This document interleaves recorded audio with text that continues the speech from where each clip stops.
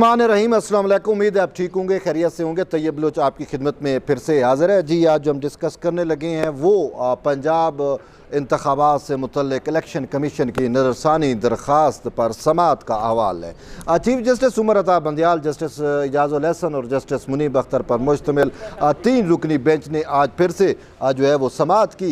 लेकिन आज की समाअत जो ही शुरू हुई तो अटॉर्नी जनरल फॉर पाकिस्तान जो है वो रोस्टम पर आए। उन्होंने कहा गुज़िश्ता समाअत पर सुप्रीम कोर्ट की जानिब से कुछ सवालात उठाए गए थे और ये कहा गया था कि आपने जो है वो ये नुकात जो है वो पहले क्यों नहीं उठाए। तो उन्होंने कहा मैं उसकी वजाहत करना चाहता हूँ और अटॉर्नी जनरल ने आज भरपूर जो है वो वजाहत भी की। उन्होंने कहा कि हुकूमत आज भी 4-3 के ऊपर जो है वो कायम है। हुकूमत आज भी जो है वो यही समझती है और शुरू दिन से हुकूमत का मौक़िफ़ एक ही रहा है कि ये जो फ़ैसला था 184(3) से मुतल्लिक, उन्होंने कहा वो 4 वाला अक्सरियती फ़ैसला जो है वही गालिब रहा और वही हुकूमत उसी को ही सपोर्ट करती है और हुकूमत उसी को ही नाफिज़ुल अमल समझती है। जबकि ये जो 3 रुकनी बेंच बैठा है चीफ जस्टिस और मुनीब इजाज़, ये उन्होंने कहा ये अक़लियती था और हुकूमत की नज़र में इसकी कोई वक़्त नहीं और इसके दिया गया फ़ैसला जो है वो हुकूमत उसको मानती ही नहीं है। ये बरमला उन्होंने कहा। लेकिन इस पर उन्होंने कहा कि हो सकता है कि शायद हमने उस टाइम बहस नहीं की थी और चीफ जस्टिस भी कहा कि उसने चीफ जस्टिस का भी ये कहना था कि आप कि अगर नुक्ते में कोई जान होगी तो हम उस पर जो है अपना फ़ैसला भी जो है वो तब्दील कर सकते हैं। लेकिन बात यह है कि जब ये नुक्ता शुरू में उठाया गया था ना, बात ही यहाँ तक यही थी शुरू से कि फ़ैसला 4 का जो है वो काबिल अमल है। लेकिन उस टाइम यही जजेस, यही 3 रुकनी बेंच, यही हम ख्याल, यही इमरान डार वो तो मान ही नहीं रहे थे। वो कह रहे थे नहीं जी, अक़लियत ही जो है या हम जो चाह रहे हैं वही फ़ैसला है। जो 4 बेचारे जो है वो मुस्तरद करके गए हैं उनके फ़ैसलों को वक़्त ही नहीं दे रहे थे। आज अटॉर्नी जनरल ने तो बरमला इनको वाज़े कर दिया। लेकिन इसके साथ साथ आज की समाअत में ना एक अहम और एक डेवलपमेंट हुई, एक अहम चीज़ सामने आई है तो मैंने कहा आपके सामने रखूँ। और वो क्या है कि चीफ जस्टिस उमर अता बंदियाल जो कभी किसी की सुनते नहीं थे और जो है वो अपनी ही सासू माँ की रज़ा के लिए जो है वो इमरान खान की सहूलतकारी किए जा रहे थे। आइन को उन्होंने मसलूब किया, अपने हलफ की खिलाफ वर्जी की, सुप्रीम कोर्ट की रिवायात को जो है वो पामाल किया और यहाँ तक जो है वो पार्लिमान में बैठी जमातों और सियासी जो वर्कर हैं वो यहाँ तक कहने पर मजबूर हो गए थे कि ये सुप्रीम कोर्ट ऑफ पाकिस्तान जो है वो चीफ जस्टिस उमर अता बंदियाल की सासू माँ के हाथों यरगमाल हो चुकी है। और यहाँ तक नौबत आई कि पाकिस्तान डेमोक्रेटिक मूवमेंट की में जो शामिल जमातें हैं वो एक लॉन्ग मार्च लेके आई, या आप यूँ समझे एक धरना लेके आई थी सुप्रीम कोर्ट के सामने और उनका मेन मकसद, मेन मुद्दा यही था कि हमने सुप्रीम कोर्ट को जो है वो बंदियाल की सासू माँ से आज़ादी दिलवानी है। तो कहने का मतलब ये है कि ये वही चीफ जस्टिस उमर अता बंदियाल जो अपनी सासू माँ की रज़ा के पेश नज़र इमरान खान की सहूलतकारी में जो है वो लेटा पेटा जा रहा था, ठीक है ना, आपके सामने क्या कुछ नहीं कर रहा था। तो आज वो ओपन कोर्ट में कहता है कि जी हम तो अल्लाह की रज़ा के लिए यहाँ पे बैठे हैं। तो बात यह है कि वो कहाँ सासू माँ और कहाँ अल्लाह की रज़ा। तो बहरहाल देखते हैं कि ये उनकी क्लैरिफिकेशन उसने दी। लेकिन इसके साथ साथ एक और बड़ी अहम चीज़ भी सामने आई है जो मैं आप तक रखना चाह रहा हूँ। वो ये है कि चीफ जस्टिस उमर अता बंदियाल यूँ तो गुड टू सी यू की बड़ी वजाहतें देते फिर रहे हैं कि जब इमरान खान को 11 मई को सुप्रीम कोर्ट ने नैब के रिमांड से ये देखिए पाकिस्तान की तारीख में कोई आपको कोई नज़ीर नहीं मिलेगी, जुडिशल नज़ीर नहीं मिलेगी। पाकिस्तान क्या, मैं तो चैलेंज करता हूँ कि दुनिया की किसी अदालती नज़ीर में किसी अदालती उसमें रिकॉर्ड में, हिस्ट्री में ये नज़ीर जो है वो नहीं मिलती कि एक मुल्ज़िम जो है वो रिमांड पे चला गया हो और उसको रिमांड से निकाल के जो है उसको फ्री कर दिया जाए। कहीं पे भी हमें अभी तक की जो नोन हिस्ट्री है, ये बंदियाल साहब आज कह रहे थे ना कि 150 साल अदालती तारीख में आप कोई ऐसी नज़ीर बताएं, तो मैं ये कहना चाह रहा हूँ कि 150 साल अदालती तारीख में कोई ऐसी नज़ीर भी दिखा दें कि जब एक मुल्ज़िम को रिमांड से उठवा कर जो है उसको फ्री कर दिया गया हो। कहीं भी आपको ये नज़ीर नहीं मिलती। तो बहरहाल वो नज़ीर भी आपके सामने आई। लेकिन मामला यहाँ पे ये है कि एक तासुर दिया गया सुप्रीम कोर्ट से जो है ये चीज़ें सामने आई कि इमरान खान को जब जो है वो सुप्रीम कोर्ट में पेश किया जाना था तो सुप्रीम कोर्ट से भाई ये चीज़ कही गई कि इमरान खान को जो है वो इंतहा प्रोटोकॉल में लेके आया जाए, और फिर मर्सिडीज़ गाड़ी की जो फरामी है वो आज इन दिनों जो है वो ज़ेर बहस है।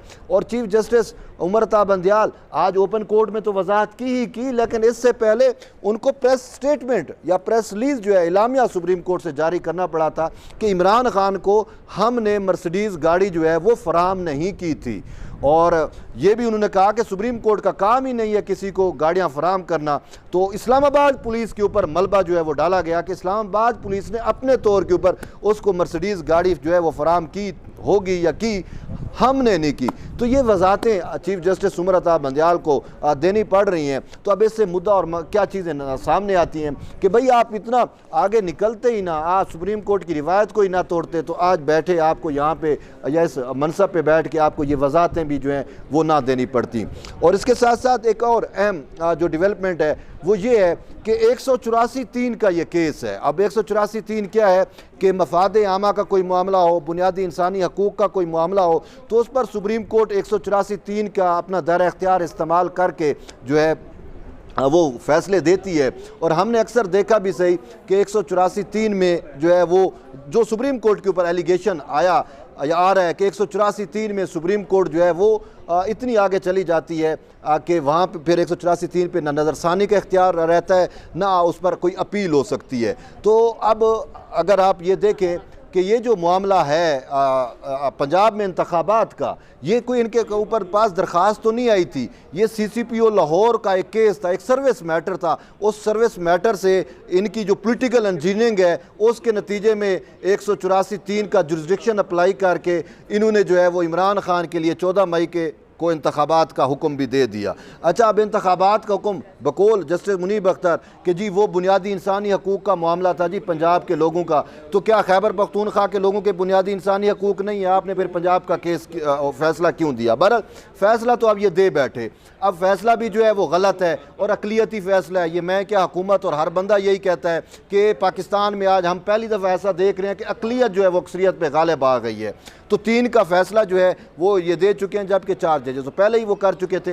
तो अब मामला यहाँ पे ये आ रहा है कि ये चीफ जस्टिस जो है या जस्टिस मुनीब अख्तर ने भी अब ये कहा कि अगर हम इलेक्शन कमीशन ने जो कहा कि भाई सुप्रीम कोर्ट अगर 184(3) का दायरा इख्तियार इस्तेमाल करके फ़ैसला देती है तो फिर नज़रसानी में भी उतना ही तो वुसअत वाला जो है वो उस पर जाए, उतनी तोसी में जाए जितना 184(3) का दायरा इख्तियार इस्तेमाल होता है, नज़रसानी में भी वही दायरा इख्तियार इस्तेमाल होना चाहिए। लेकिन यहाँ पर मामला यही आता है कि 184(3) में नज़रसानी हो सकती है या नहीं, 184(3) पे अपील हो सकती है या नहीं। लेकिन पार्लिमान ने तो वाज़े कर दिया, पार्लिमान ने तो कह दिया कि 184(3) पे जो है वो अपील भी हो सकती है और अपील में बेंच कौन सा तश्कील दिया जाएगा वो सब कुछ पार्लिमान ने तय कर दिया है। लेकिन ये तो पार्लिमान को नहीं मान रहे ना, आपके सामने है कि पार्लिमान सुपर की वो जो है पार्लिमान जो है वो सुपर उसकी क्या आप समझ सकते हैं खुद मुख्तार है और वो सुप्रीम है। लेकिन ये कहते हैं कि नहीं जी पार्लिमान कैसे सुप्रीम हो सकती है। इन्होंने वो पार्लिमान का वो जो कानून था उसके ऊपर स्टे जारी कर दिया और पहली दफ़ा पाकिस्तान की तारीख में ऐसा हुआ कि कानून अभी हवा में था, इन्होंने नीचे से उसको शूट करके फेंक दिया। तो ऐसा हमें उसकी नज़ीर नहीं मिलती। तो अब 184(3) का ये जो मामला है इस पे आज जब इलेक्शन कमीशन ने कहा कि सुप्रीम कोर्ट नज़रसानी करे तो जस्टिस मुनीब अख्तर कहते हैं कि अगर हमने 184(3) के इस मामले पर यानी पंजाब में 14 मई को इंतखाबात वाले हुक्म पर अगर हम नज़रसानी करते हैं तो फिर तो एक नया पंडोरा बॉक्स खुल जाएगा। कल को कोई भी शख्स आके कहेगा कि जी आपने 20 साल पहले वो केस दिया था, फलां केस दिया था, 184(3) में जाके फैसला दिया था, आप उस पर भी नज़रसानी करें।